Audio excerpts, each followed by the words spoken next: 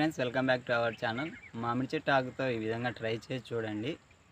మీ జీవితంలో ఎంత అప్పు ఉన్నా సరే ఖచ్చితంగా తీరిపోతుంది. ముందుగా మామిడి ఆకును మనకు 90-80% వరకు చాలామందికి తెల్లారదనం 3 నుంచి 5 లోపు పాస్ వచ్చినట్లు మెలగం వస్తుంది అన్నమాట.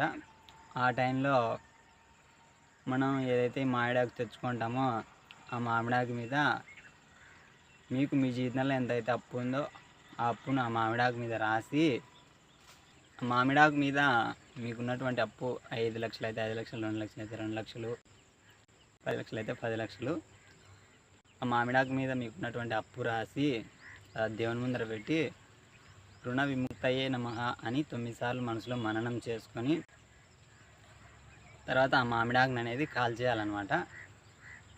మీరు ఏదైతే రాసింటారు కదా, ఆ మామిడాకును కాల్చగా వచ్చిన బూడిదని అనేది ఒక గాజు గ్లాస్లో రాళ్ళ ఉప్పు తీసుకొని ఆ రాళ్ళ ఉప్పులో ఈ బూడిదని వేసి కలిపి వాటర్ వేసి ఆ నీళ్ళు అనేది సాయంత్రం రోజు ఎవరు తొక్కని చోట లేదా చెట్టు యొక్క మొదట్లో పోయాలన్నమాట.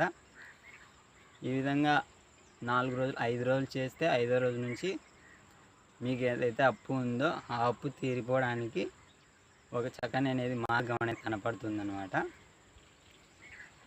కాబట్టి మీరు ఈ విధంగా ట్రై చేసి చూడండి, ఇది బాగా వర్కౌట్ అవుతుంది. మీకున్నటువంటి అప్పు తొందరగా తీరిపోవాలని నేను నా మనస్ఫూర్తిగా కోరుకుంటున్నాను. అప్పు భూతం అనేది చాలా ప్రమాదకరమైనది. ఈ వీడియో నచ్చితే లైక్ చేయండి. అలాగే ఛానల్ ఎవరైనా కొత్తగా చూసేవాళ్ళంటే సబ్స్క్రైబ్ చేసుకొని సపోర్ట్ చేయండి. Thanks for watching this video.